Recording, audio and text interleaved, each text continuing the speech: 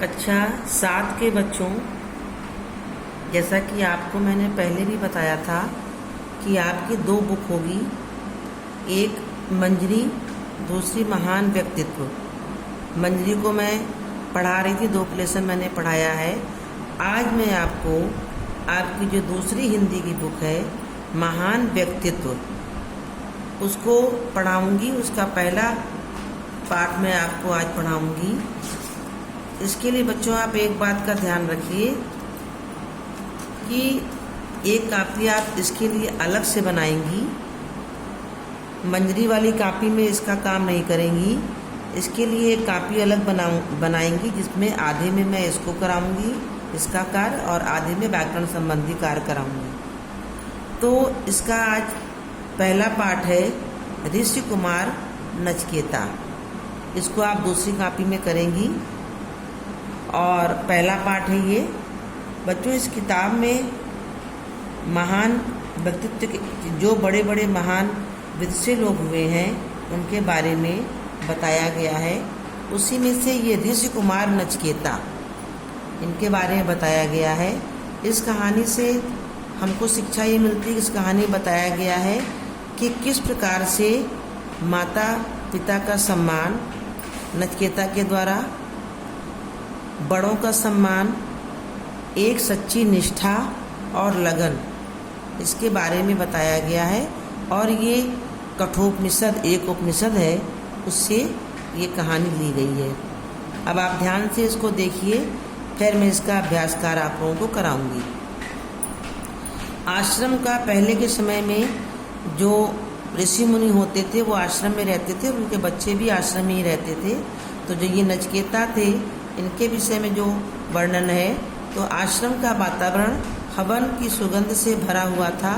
दूर दूर के ऋषि महात्माओं को यज्ञ में बुलाया गया था। यज्ञ क्या होता है आप जानती होंगी कि यज्ञ पहले लोग करते थे, बड़े बड़े ऋषि मुनि बैठ करके यज्ञ किया करते थे। चारों ओर से वेद मंत्रोच्चारण होते थे, गूंज होती थी, और उसमें अग्नि जला करके उसमें हवन किया जाता था, उसको यज्ञ बोलते थे। तो चारों ओर वेद मंत्र उच्चारण की ध्वनि गूंज रही थी। यह विश्वजित यज्ञ था।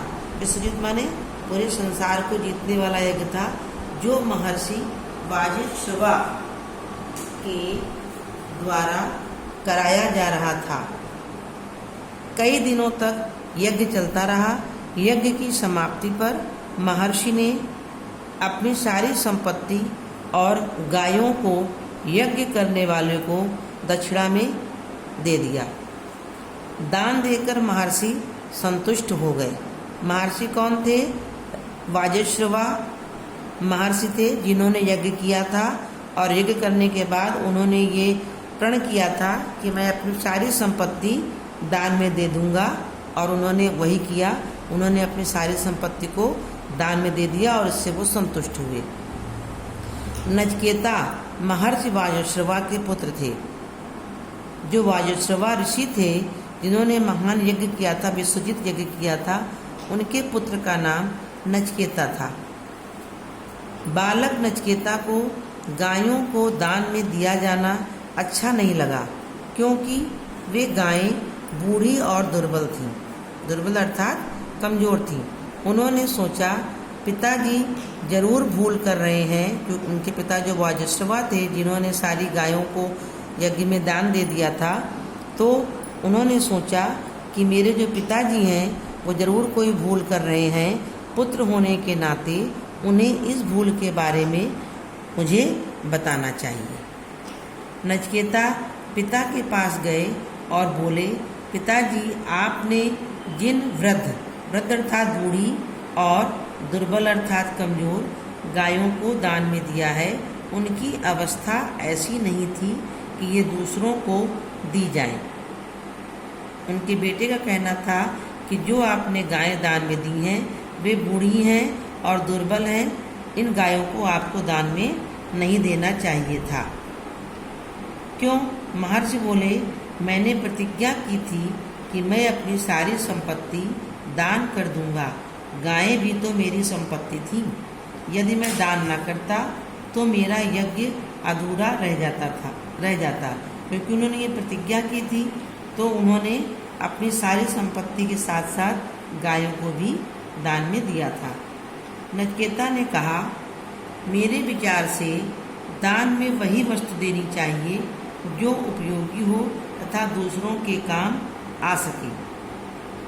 नचिकेता के अनुसार ये उनकी बात थी कि उन्होंने अपने पिता से कहा कि मेरे विचार में जो दान करनी चाहिए जो वस्तु, वो ऐसी होनी चाहिए जो उपयोगी हो, जो दूसरा भी उसको उपयोग में कर सके तथा दूसरों के काम आ सके।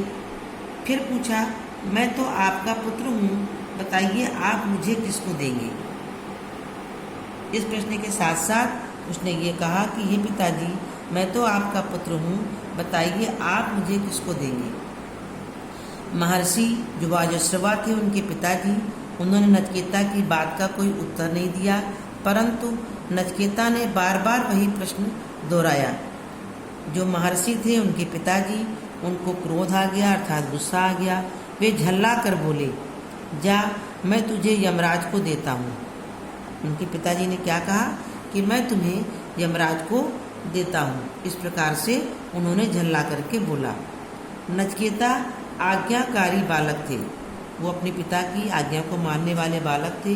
उन्होंने निश्चय किया कि मुझे यमराज के पास जाकर अपने पिता के वचन को सत्य करना है। उन्होंने सोचा कि मेरे पिताजी ने हमको आज्ञा दी है तो हमको अपने पिताजी की आज्ञा का पालन करना है। तो इस प्रकार से और उनके वचन को, जो उन्होंने ये वचन मुझको दिया है, उसको मुझे सत्य करना है, उनकी बात झूठी न होने पाए। और यदि मैं ऐसा नहीं करूँगा तो भविष्य में मेरे पिताजी का सम्मान नहीं रहेगा। नचिकेता ने अपने पिताजी से कहा, मैं यमराज के पास जा रहा हूँ, मुझे अनुमति दीजिए, अर्थात मुझे आज्ञा दीजिए, क्योंकि आपने जो वचन मुझको दिया है उसका मैं पालन करने के लिए यमराज के पास जा रहा हूँ, मुझको आज्ञा दीजिए। जो महर्षि थे उनके पिताजी, वे असमंजस में पड़ गए। वो आश्चर्यचकित होने लगे कि ये मेरा बेटा मुझसे क्या कह रहा है और मैंने इससे क्या कह दिया। लेकिन काफ़ी सोच विचार के बाद उन्होंने हृदय को कठोर करके उसे यमराज के पास जाने की अनुमति दे दी, क्योंकि उन्होंने अपने बेटे को आज्ञा दी थी तो वो अपने वचन से भी नहीं मुकर सकते थे और बेटे को भी अपने पिताजी की आज्ञा की पालन करना था। तो उन्होंने बड़े अपने मन को कठोर करके यमराज के पास अपने बेटे नचिकेता को जाने की आज्ञा दे दी। नचिकेता यमलोक पहुँचे, परंतु यमराज वहाँ पर नहीं थे। यमलोक अर्थात जहाँ यमराज रहते थे, वहाँ पहुँचना इतना सरल नहीं होता। जो बहुत सत्यनिष्ठ होता है, सदाचारी होता है, धर्मात्मा होता है, वही जिंदा यमराज के लोक में पहुँच सकता है। परंतु यमराज जब वहाँ पहुँचा तो यमराज वहाँ पर नहीं थे। यमराज के दूतों ने देखा कि नचिकेता का जीवन काल अभी पूरा नहीं हुआ है। यमराज के लोक में कोई भी जिंदा नहीं पहुंच सकता, मरने के बाद ही लोग यमलोक पहुंचते हैं। तो जो वहाँ पर उनके दूत थे यमराज के, उन्होंने देखा कि जो नचिकेता है ये कैसे अभी यहाँ आ गया, इसका तो अभी ये तो जिंदा है, ये तो अभी इसका जीवन काल पूर्ण नहीं हुआ है। इसलिए उसकी ओर उन्होंने, जो उनके दूत थे यमराज के, उन्होंने ध्यान नहीं दिया। लेकिन नचिकेता 3 दिनों तक यमलोक के द्वार पर बैठे रहे। यमराज चूँकि वहाँ पर नहीं थे और उनके दूतों ने नचिकेता पर ध्यान नहीं दिया, लेकिन जो नचिकेता थे वो दृढ़ निश्चयी थे। संकल्प था कि हमको यमराज से मिलकर ही आना है। तो 3 दिनों तक यमलोक के दरवाजे पर ही बैठे रहे। चौथे दिन जब यमराज ने बालक नचिकेता को अपने द्वार पर देखा तो परिचय पूछा। नचिकेता ने निर्भीक होकर, अर्थात निडरता से, बिल्कुल डरा नहीं, निर्भीक होकर विनम्रता से, मतलब बने विनयपूर्वक नम्रता से अपना परिचय दिया और यह भी बताया कि वह अपने पिताजी की आज्ञा से यहाँ आया है, मतलब आपके पास यहाँ पर आया है। यमराज ने सोचा कि यह पितृभक्त अर्थात पिता की आज्ञा का पालन करने वाला बालक मेरे यहाँ अतिथि है। अतिथि अर्थात मेहमान है। मैंने और मेरे दूतों ने घर आए हुए अतिथि का सत्कार नहीं किया। तब यमराज भी सोचने लगे कि 3 दिन से ये जो नचिकेता है मेरे द्वार पर बैठा था और मैं तो था नहीं, और मेरे जो दूत थे उन्होंने इसका अतिथि सत्कार नहीं किया। वैसे भी कहते हैं कि जो अतिथि होता है, मेहमान होता है, वो ईश्वर का रूप माना जाता है। तो उनके मन में ये भावना आई कि अरे इसका सत्कार भी नहीं हो सका। उन्होंने नचिकेता से कहा कि हे ऋषि कुमार, क्योंकि वो ऋषि वाजश्रवा के पुत्र थे, उन्होंने कहा हे ऋषि कुमार, तुम मेरे द्वार पर 3 दिनों से भूखे प्यासे पड़े रहे, मुझसे 3 वरदान मांग लो। यमराज ने कहा कि तुम मेरे अतिथि हो, तुम्हारा सत्कार नहीं हो पाया और 3 दिनों तक तुम मेरे यमलोक के द्वार पर बैठे थे, इसलिए तुम मुझसे 3 वरदान मांग लो। नचिकेता ने यमराज को प्रणाम करके कहा कि यदि आप मुझे वरदान देना चाहते हैं तो पहला वरदान यह दीजिए। वरदान अर्थात जो जिसको मांगता तो लोग एवमस्तु कहते हैं, तो उसकी वो इच्छा पूर्ण होती है। तो मुझसे वरदान चाहते हो तो नचिकेता ने पहला वरदान मांगा। यह कहा कि मेरे वापस जाने पर मेरे पिता मुझे पहचान लें और उनका क्रोध शांत हो जाए। उसने पहला वरदान ये मांगा, ऐसा ना हो कि मैं वापस जब लौट के यमलोक से जाऊं तो मेरे पिता मुझको कहीं पहचान ना सके। तो उसने कहा कि मुझको पहला वरदान ये दीजिए कि जब मैं वापस लौट के यमलोक से जाऊं तो मेरे पिताजी मुझको पहचान लें और उनका क्रोध शांत अर्थात और वो हमारे ऊपर गुस्सा ना रहे। यमराज ने कहा तथास्तु। तथास्तु अर्थात ऐसा ही हो। अब तुम दूसरा वरदान मांगो। फिर नचिकेता ने सोचा, वो बहुत ही बुद्धिमान बालक था क्योंकि ऋषि कुमार भी था। नचिकेता ने सोचा पृथ्वी पर बहुत से दुख हैं, पृथ्वी अर्थात मृत्युलोक पर बहुत से दुख हैं, दुख दूर करने का क्या उपाय हो सकता है। इसलिए नचिकेता ने यमराज से दूसरा वरदान मांगा। क्या मांगा? पृथ्वी के लिए मांगा कि इतने सारे प्राणी हैं, सभी पृथ्वी पर दुखी हैं, तो ऐसा वरदान मांगू कि सबका दुख दूर हो जाए। तो उसने दूसरा वरदान मांगा, स्वर्ग मिले किस रीति से मुझको दो यह ज्ञान, मानव के सुख के लिए मांगू यह वरदान। उसने कहा कि स्वर्ग कैसे मिलता है लोगों को, स्वर्ग किस प्रकार से मिलता है, क्या क्या करने से स्वर्ग में, स्वर्ग माने अच्छे लोक में जाना, नरक लोक, स्वर्ग लोक, मृत्यु लोक, पाताल लोक, सारे लोक हैं, तो स्वर्ग सबसे अच्छा लोक माना जाता है। तो उसने कहा कि पृथ्वी पर जो लोग रहते हैं उनको स्वर्ग किस प्रकार से मिले, आप मुझको ये ज्ञान दीजिए। तो जैसे मैं जब जाऊं पृथ्वी लोक पर तो उन लोगों को ये बताऊंगा। और मानव के सुख के लिए, जितने भी संपूर्ण मानव हैं उन्हीं के सुख के लिए मैं यह वरदान आपसे ये वरदान मांगता हूँ। यमराज ने बड़े परिश्रम से अर्थात बड़ी ही मेहनत से, लगन से यह विद्या नचिकेता को सिखाई। दूसरे वरदान की जितनी भी विद्या थी नचिकेता को सिखाई, जिसके अंतर्गत आता है धर्म कर्म करना, लोगों पर उपकार करना, लोगों की सहायता करना, ये सब चीज़ें नचिकेता को सिखाई। पृथ्वी पर दुख दूर करने के लिए विस्तार से नचिकेता ने उनसे ज्ञान, विस्तार माने बड़े ही विधिपूर्वक, बड़े लंबे तरीके से ज्ञान प्राप्त किया। बुद्धिमान बालक नचिकेता ने थोड़े ही समय, क्योंकि बहुत ही बुद्धिमान था, तीव्र बुद्धि वाला था, तो थोड़े ही समय में सारी बातें उसने यमराज से सीख ली। नचिकेता की एकाग्रता माने किसी भी काम को मन लगा के करना, एकाग्रता और सिद्धि देखकर यमराज बहुत ही प्रसन्न हुए। उन्होंने नचिकेता से तीसरा वरदान भी मांगने को कहा, क्योंकि 3 वरदान मांगने के लिए यमराज ने नचिकेता से कहा था। नचिकेता ने फिर तीसरे वरदान के लिए कहा। नचिकेता ने कहा मृत्यु क्यों होती है, मृत्यु के बाद मनुष्य का क्या होता है, वह कहाँ जाता है। यह प्रश्न सुनते ही यमराज चौंक पड़े। क्यों चौंके कि इतना छोटा था बालक, इस प्रकार से तर्क कर रहा है। उन्होंने फिर कहा, संसार की जो चाहे वस्तु मांग लो, परंतु यह प्रश्न मत पूछो। किंतु नचिकेता ने कहा, आपने वरदान देने के लिए कहा, अतः आप मुझे इस रहस्य को अवश्य बताइए। क्या रहस्य था कि मृत्यु क्यों होती है, मृत्यु के बाद मनुष्य का क्या होता है, वह कहाँ जाता है, ये आप हमको ये सारा रहस्य बताइए। नचिकेता की दृढ़ता और लगन, दृढ़ता लगन माने निश्चय और उसकी प्रतिज्ञा को देख करके यमराज को झुकना पड़ा।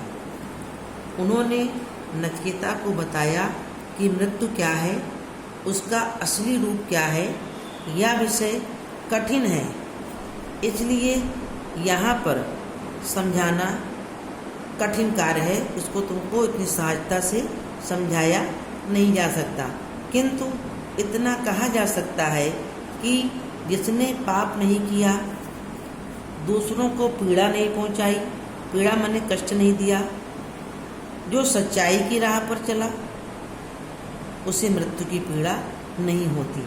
अर्थात मृत्यु के विषय में जितना समझाया उसको सारांश रूप में कि जिसने जो मनुष्य धरती पर आता है और जो पाप नहीं करता, पाप मत करना मतलब दूसरों को कष्ट ना देना, दूसरों की चीज़ का अपहरण ना करना, दूसरों को पीड़ा नहीं पहुंचाना, दूसरों की सहायता करना, ईश्वर की आराधना करना, और जो सच्चाई की राह पर चलता है उससे मृत्यु की पीड़ा नहीं होती, कोई कष्ट नहीं होता। इस प्रकार नचिकेता ने छोटी उम्र में ही अपनी पितृभक्ति माने अपने पिता की भक्ति के द्वारा दृढ़ता और सच्चाई के बल पर ऐसा ज्ञान प्राप्त कर लिया जो आज तक बड़े बड़े पंडित, ज्ञानी और विद्वान भी नहीं जान सके। जो ये आपका पाठ है ये कठोपनिषद के आधार पर दिया गया है, ज्ञान की बातें बताई गई हैं। ये आपका हो गया नचिकेता के विषय में वर्णन। अब इसका आप प्रश्न देखिए। इसका जो प्रश्न है बच्चों, ये ऋषि कुमार नचिकेता पाठ, इसका प्रश्न है, नचिकेता ने दान में कैसी वस्तु देने को बताया। तो इसका उत्तर है, नचिकेता के अनुसार उसका यह कथन था कि मेरे विचार में दान में वही वस्तु देनी चाहिए जो उपयोगी हो तथा दूसरों के काम आ सके। इस प्रश्न का उत्तर आप लोग इस प्रकार लिखिएगा। दूसरा प्रश्न है, नचिकेता ने दूसरा वरदान क्या मांगा।